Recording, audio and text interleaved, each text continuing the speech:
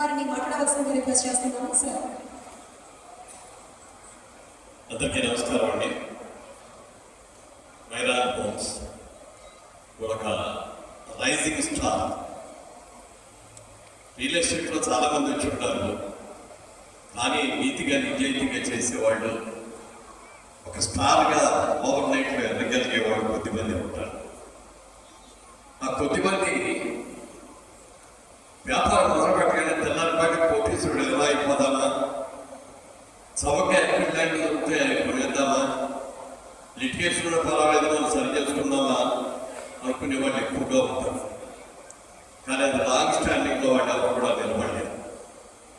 మన దగ్గరికి కస్టమర్ మన మీద ఒక నమ్మకంతో మన దగ్గరికి వచ్చారు అంటే ఆ వచ్చే కస్టమర్కి క్లియర్ ల్యాండ్ ఇవ్వాలి, చక్కగా పర్మిషన్స్తో తీసుకొని లేఅవుట్ బాగా చేసి మళ్ళీ ఇప్పుడుగా ఉన్నప్పుడు ఇల్లు కట్టుకునేటట్టుగా. కానీ అలాగే ఇవాళ యాడ్స్లో చూసాను, యువరాజు గారి యాడ్స్లో అయ్యయ్యో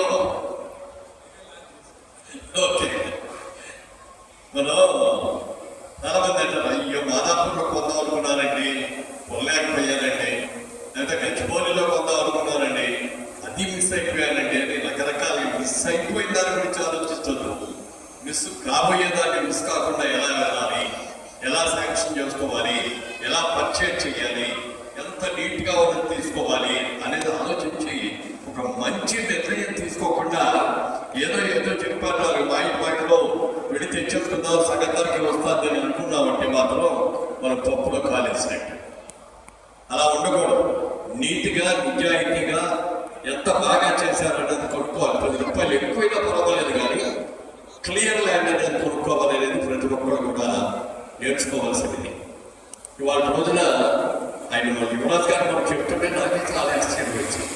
ఇప్పుడు నేను ఇండస్ట్రీకి వచ్చి 30 ఏళ్ళు దాటిపోయి రియల్ ఎస్టేట్ రంగానికి వచ్చి, అయితే నేను ఇన్నేళ్లలో చేయలేనిది ఆయన 2 ఏళ్లలో చేసి చూపించేసాను.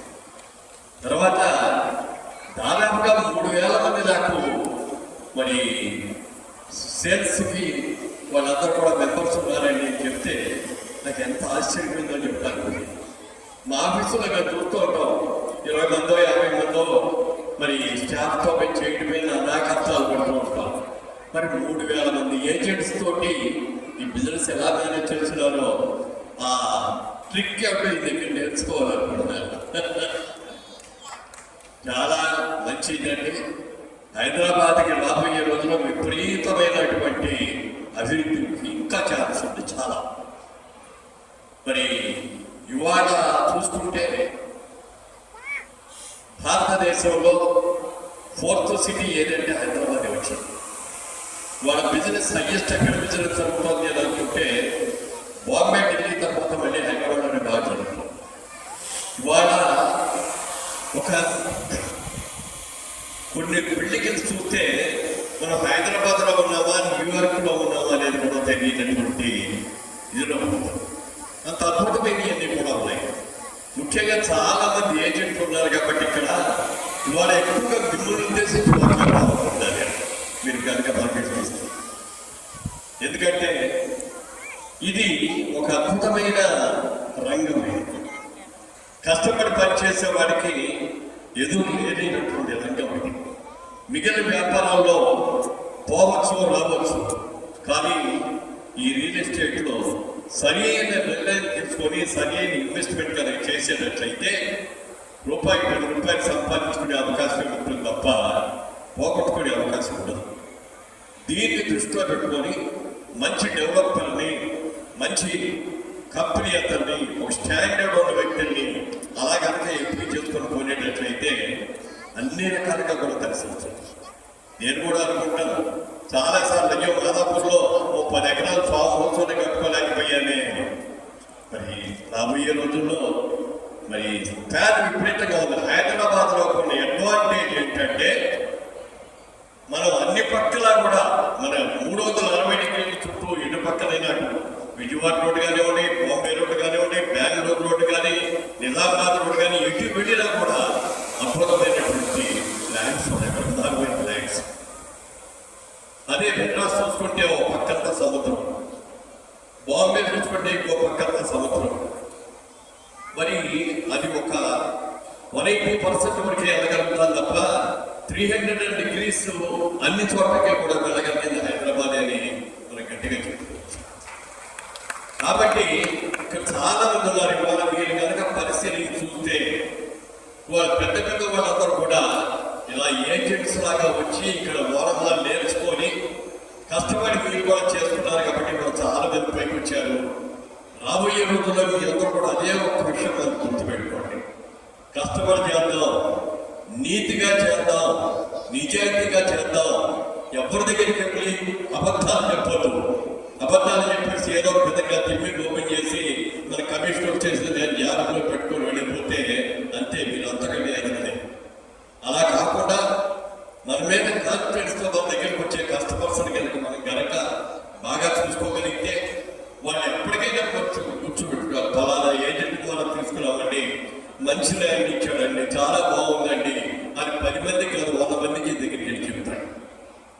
అదే మీరు చీట్ చేసి సరైనది లేకుండా ఇచ్చి ఏదో ప్రాజెక్టులు పంపిస్తే మొత్తం ఊరందరి దగ్గరికి వెళ్ళి పనున్నా లేకపోతే అందరి దగ్గరికి వాడి దగ్గర మాత్రం వెళ్ళకండి, వాడు అన్ని కూడా లేనిపో లిటికేషన్ ల్యాండ్ ఇస్తున్నాడు అని చెప్పి చెప్పుకోవాల్సిన పరిస్థితి రాకుండా చూసుకోవాలంటే ముందు మీరందరూ కూడా నిజాయితీగా చేయాలి. వెనకటికి ఎవరో పెద్ద మనిషి చెప్పాడు, అయ్యా మనం మామిడి చెట్టు వేసాం, మంచి మొక్క తెచ్చాం, దానికి ఎరువులు వేసాం, నీళ్లు పెట్టాం, చెట్టు బాగా పెరిగింది, పూతకొచ్చింది, కాయలు కాస్తున్నాయి. మీరందరూ కూడా ఏంటంటే ఈ మామిడి తోటలో ఈ మామిడి చెట్టు అనే ఈ యువరాజు చెట్టుని ఎంత అద్భుతంగా పెంచుకోవాలనేది మీరు అందరూ కూడా చూసుకోవాలి. ఆ నీడ మీద మీరు ఉండాలి. రేపు పొద్దున చెట్టుకి కాయిసే కాయలు మీరు కూడా అనుభవించగలగాలి, మీరు కూడా పైకి రావాలి. అది దృష్టిలో పెట్టుకోండి. అంతేగాని ఏదో తెల్లారి పాటికి అయిపోదాం, ఏదో చేసేద్దాం అనేది మాత్రం అనుకోవద్దు. ఒక మంచి ఇన్వెస్ట్మెంట్, ఐరన్ బిజినెస్ చేస్తే లాభం రావచ్చు, పోవచ్చు. షేర్ క్యాపిటల్స్లో పెడితే ఇవాళ పెరిగిందంటారు, రేపు పొద్దున్న డౌన్ అయింది, గాలిలో వచ్చి గాలిలో పోతాం. అలాంటిది కాకుండా సినిమా తీసాం, మేము సినిమా అవడమే. సినిమా బాగుంది, శ్రీలీల గారు డేట్లు ఇస్తారు, బ్రహ్మాండగా సినిమా తెద్దామని అనుకున్నాం అనుకోండి, సక్సెస్ అయితే బాగానే ఉంటుంది, కానీ ఫెయిల్ అయితే మొత్తం బాగుంది. అందుకని మీరు కాన్ఫిడెంట్గా దీని మీద మనం ఇన్వెస్ట్ చేయొచ్చు, మనం దీని మీద 10 రూపాయలు సంపాదించుకునే అవకాశం ఉంటుంది, రేట్లు బాగా పెరుగుతాయి. హైదరాబాద్ లాంటి సిటీలో వాళ్ళ గ్రోత్ అద్భుతమైన గ్రోత్ ఇది. ఇప్పటికైనా మించిపోయింది లేదు. ల్యాండ్ మీద ఇన్వెస్ట్ చేయండి, అది మీకు 1కి 10 రెట్లు లాభాలతో సంపాదించి పెట్టే ఒక మంచి బిజినెస్. కాబట్టి మీరందరూ కూడా ఇన్వెస్ట్మెంట్ చేయాలని, మీరందరూ కూడా మరి ఆ లబ్ధిని మీరు పొందాలని కూడా మనస్ఫూర్తిగా కోరుకుంటూ, యువరాజు గారు మరి రాబోయే రోజుల్లో ఈ యువరాజు మహారాజు అవ్వాలని, ఆ తర్వాత చక్రవర్తి కూడా కావాలని మనస్ఫూర్తిగా కోరుకుంటున్నాను. Thank you. Good luck.